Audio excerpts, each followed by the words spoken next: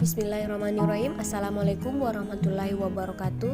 Perkenalkan, nama saya Nadia Tasya dari kelompok 5 yang akan membawakan materi di bab 11 tentang balance scorecard. Yang pertama, definisi balance scorecard. Balance scorecard atau skor kartu berimbang adalah suatu metode untuk pengukuran dan penilaian kinerja suatu perusahaan dengan mengukur 4 perspektif, yaitu perspektif keuangan, perspektif pelanggan, perspektif proses bisnis internal, perspektif pembelajaran dan pertumbuhan. Suatu konsep untuk mengukur apakah aktivitas-aktivitas operasional suatu perusahaan dalam skala yang lebih kecil sejalan dengan sasaran yang lebih besar dalam hal visi dan strategi. Lanjut ke pembahasan kedua, yaitu hubungan balance scorecard dan kewirausahaan. Dalam konteks ini, balance scorecard berfungsi sebagai critical performance indicator, yaitu suatu pengukuran yang memberikan indikasi kinerja perusahaan pada critical success factor. Balance scorecard melalui ukuran-ukuran yang ditetapkan membentuk arah ke kondisi yang diharapkan. Selain itu, balance scorecard berfungsi juga sebagai critical performance indicator, yaitu suatu pengukuran yang memberikan indikasi kinerja perusahaan pada critical success factor. Balance scorecard membantu manajer untuk memfokuskan pada critical success factor perusahaan dan mengurangi pandangan yang hanya memperhatikan laba yang bersifat keuangan.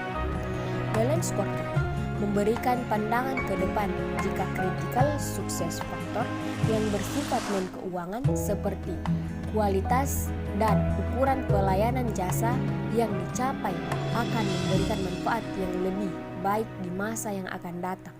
Perkenalkan, nama saya Elvira Maharani Nadia. Saya akan melanjutkan pembahasan dari Nadia Tasya tentang konsep balance scorecard dilihat dari segi perspektif manajemen kepemimpinan. Konsep balance scorecard dilihat dari segi perspektif manajemen kepemimpinan adalah ada hubungan yang kuat antara konsep balance scorecard dan manajemen kepemimpinan. Setiap pemimpin dalam mendukung pengambilan keputusan, ia memerlukan analisis dan pandangan dari berbagai sudut pandang, dengan tujuan semua itu akan memberikan penguatan pada keputusan yang akan dihasilkan nantinya. Di mana salah satu sisi yang ditekankan dalam balance scorecard adalah menghasilkan keputusan yang memiliki nilai yang bersifat berimbang, dan memang salah satu bentuk keputusan yang berimbang. Artinya, ia tidak bisa memaksa setiap keputusan yang dilakukan atas dasar mengejar profit yang tinggi tanpa memikirkan pengembangan kualitas karyawan, termasuk menyediakan fasilitas yang dibutuhkan karyawan seperti gaji yang mencukupi atau tunjangan, jaminan hari tua, jaminan kesehatan, dan berbagai bentuk lainnya. Kerangka balance scorecard, ada banyak penelitian yang dilakukan tentang balance scorecard, baik oleh peneliti domestik maupun asing. Secara umum, semuanya menekankan pada 4 perspektif balance scorecard, yaitu perspektif finansial. Di sini adalah terkait dengan financial sustainability. Kedua, perspektif customer adalah perspektif yang berorientasi pada pelanggan karena merekalah pemakai produk atau jasa yang dihasilkan organisasi. Ketiga, perspektif internal bisnis. Proses adalah serangkaian aktivitas yang ada dalam organisasi untuk menciptakan produk atau jasa dalam rangka memenuhi harapan pelanggan. 4. Perspektif learning and growth adalah perspektif yang menggambarkan kemampuan organisasi untuk melakukan perbaikan dan perubahan dengan memanfaatkan sumber daya internal organisasi. Perkenalkan, saya Salsabila, PGMI 2C. Saya akan melanjutkan pembahasan dari Elvira Maharani Nadia. Saya akan membahas tentang bentuk, karakteristik, dan mekanisme balance scorecard. Sifat-sifat deskripsi berikut ini menggambarkan bentuk, karakteristik, dan mekanisme balance scorecard secara singkat, yaitu 1. Instrumen pengukuran kinerja manajemen yang multidimensional. Yang kedua, akomodatif terhadap kepentingan banyak kelompok stakeholders. Yang ketiga, berorientasi pada implementasi misi dan strategi.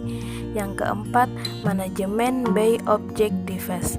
Yang kelima, operasional konkret. Operasional konkret adalah di mana anak sudah mampu berpikir rasional, seperti penalaran untuk menyelesaikan suatu masalah yang konkret atau aktual. Yang keenam, seimbang atau balance. Yang ketujuh, hubungan sebab akibat. Hubungan sebab akibat adalah kasualitas dibangun oleh hubungan antara suatu kejadian atau sebab dan kejadian kedua atau akibat atau dampak yang dimana kejadiannya kedua dipahami sebagai konsekuensi dari yang pertama. Terus yang kedelapan, memberikan lagging dan leading investor kinerja sukses. Yang kesembilan, sistem manajemen era informasi. Yang ke-10, top down and bottom up, di mana top down adalah pendekatan dari atas ke bawah yang menggunakan pengambilan keputusan oleh pemerintah dan kemudian akan dikomunikasikan kepada rakyat. Bottom up adalah pendekatan dari bawah ke atas yang menggunakan pengambilan kebijakan berdasarkan masukan dari rakyat dan kemudian disusun serta direalisasikan oleh pemerintah.